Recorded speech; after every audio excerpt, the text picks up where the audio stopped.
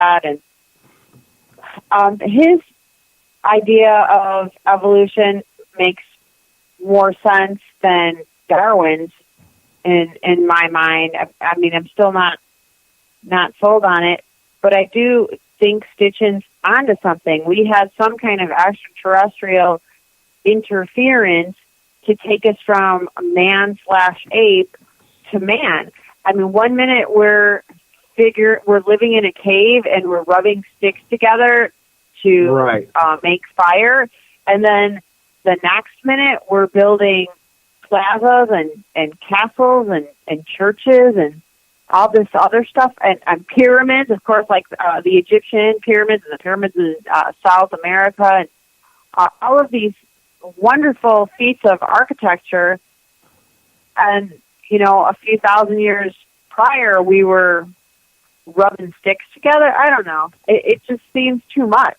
Right, and listen, those are really great points. I have to say, and I'll tell you something else. You know, the best way to hide any information, they always say, is kind of like in plain sight. And if you think about, if you look at the double helix, the symbol and the structure of the DNA, and to our knowledge, most of it, we're just going to call it junk because we don't know what it is. Well, if aliens used us and twerked us around and got what they want out of us, right there's your answer. That could be the blueprints of everything. We just don't know how to read it. Because here's the thing. If we took a CD player and with a CD telling about all the great things of today and transport it back to, say, 1850, and all the answers they want to know is in the future, they're just going to look at it like, what's that? How are we going to use it? you know, right? Yeah. Right. So, I mean, I don't... Exactly. I mean, someday, we may be able to figure out all of it and what it's for and everything, but I do believe the answers that we seek is in that double helix. But I think you're on to something, because that'll give us a clear, I mean, more so than those cheesy DNA sites that people send it in. We'll, I mean, supposedly we can figure what continent we're from, what country we're from. I mean, all the way back. Yeah. Well, with all the junk DNA you're talking about, why couldn't we find out what planet we're from? And here's another thing. Is it a coincidence that the first besides the two English guys before them, the first founding people that was really into it and trying to figure out what it was the Nazi scientists? We're right back to them again, correct? Yes. Again, right. They had their fingers in every pie possible. I mean, we're talking about genetics. Of course, Hitler, even though he was pure evil, he besides alien technology, he also liked religious relics. And one of the first things he took was the Spear of Destiny from Austria when he started taking over Europe. Well, if he obviously wasn't a Christian, so what would that symbolize to him? Well, that spear was used to poke Jesus, correct? Right. Well, could it have Jesus's blood on that? Well, what's in blood? DNA? Right. I believe that is exactly what they were seeking, along with some other things that could. And I really think the key to it all is in our DNA. And then you throw in the factor that there's that so-called alien blood type, the Rh factor. Mm-hmm. Oh, don't. Yeah. I'm one of the people that are of the 5% in the world or whatever that's Rh negative. Now, how do I know that? Because pregnant women will know. Because when you're pregnant, they test you to see if you're positive or negative. And most people are positive. Mm-hmm. So no big deal. But if you're negative, that could stir on birth defects. So they give you a shot of something to, make sure that your baby will be okay. It's not really a big deal. So I thought many years ago when I had my 2 kids. Well, now I'm reading that, again, we're talking about evolution. Well, that whole Rh factor disproves evolution. If we come from monkeys, if we come from the rhesus monkeys, that's what the Rh stands for, the rhesus monkey, then everybody should be Rh positive, right? We shouldn't have 5 to 10% of the population Rh negative. Right. So explain that. Oh, I get it, because let me tell you something. My deceased wife was Rh negative. It was so freaking rare. It was so rare that she would have to, and we're talking 20-some years ago, she would have to go and donate her own blood to the hospitals for future use of case of an operation or something. That's how rare. Yeah, that's how rare her blood was. So I know all about that stuff. And here's another thing. They got this thing, you know, you can send in your DNA and they'll find out where you're from and all this stuff, you know, to these places, these companies or whatever. And you want to talk about conspiracies. Think about this for a minute.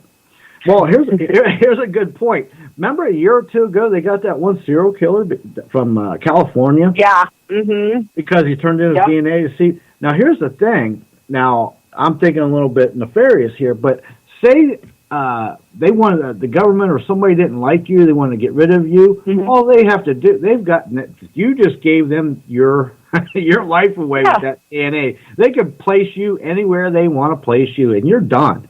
Because DNA in court is like open and shut anymore. I know, James. I am so 100.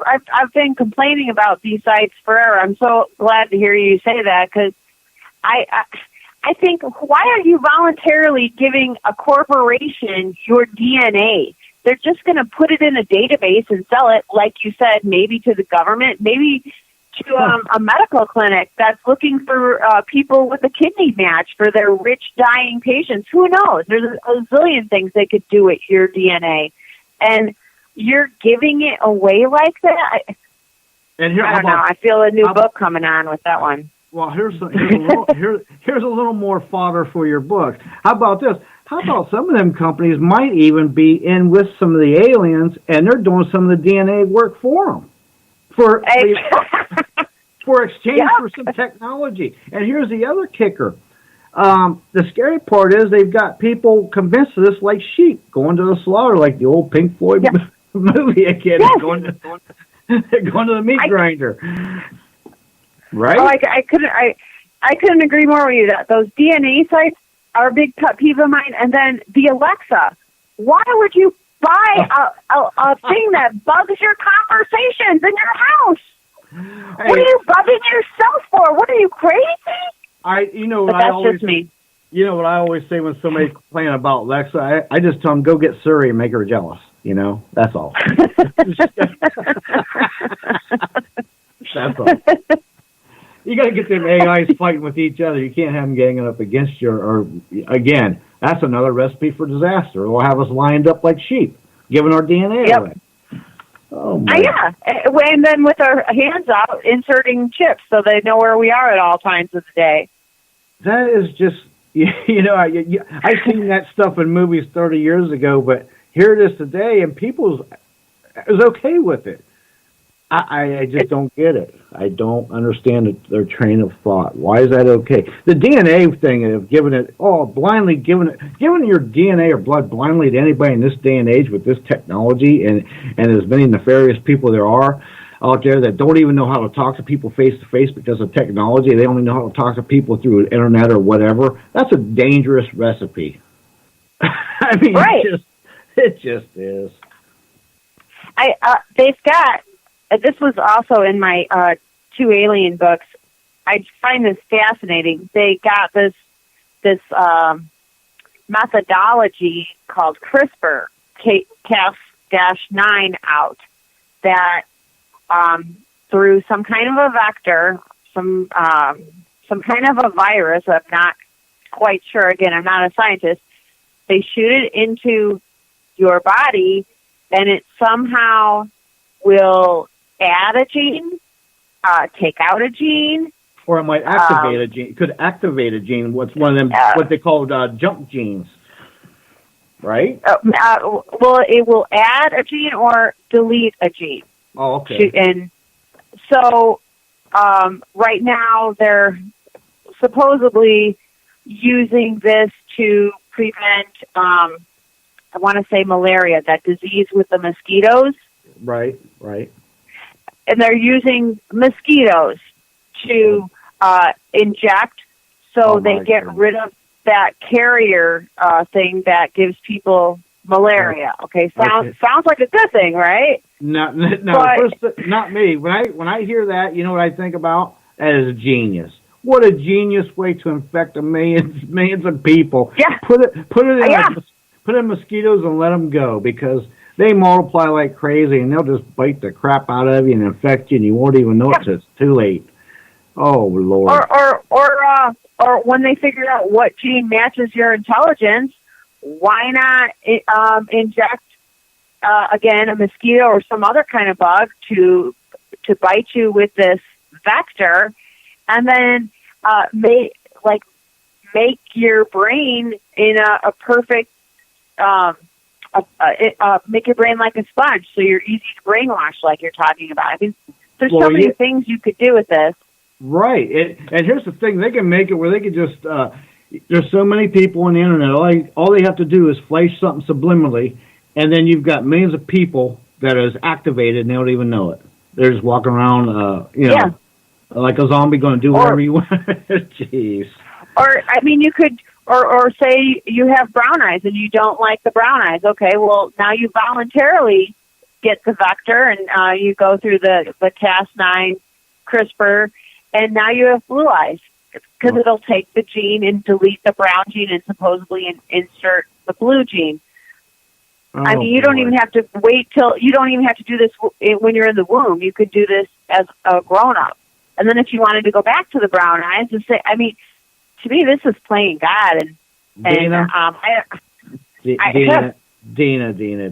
just going to tell you.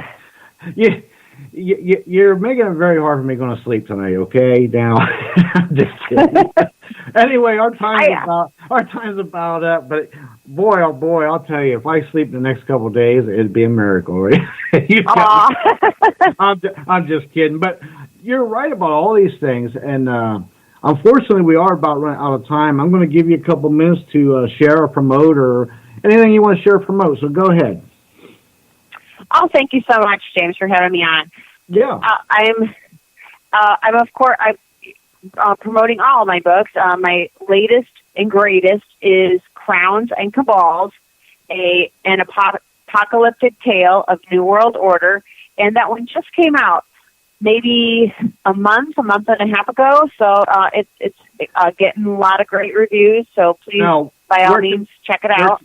Where can they find that book? Amazon.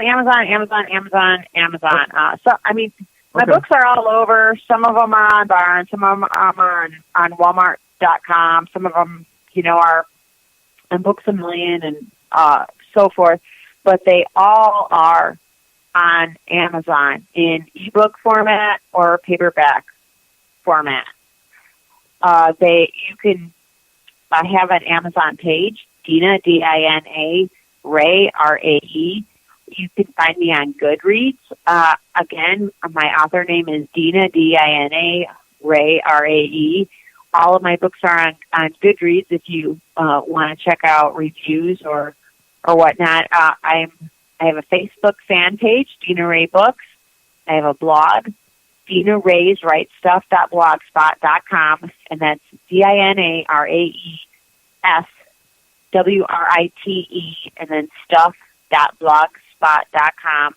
I'm on Twitter at Halo of the Damned, which is the title of one of my books, which is the exact moment I joined Twitter when I wrote that book.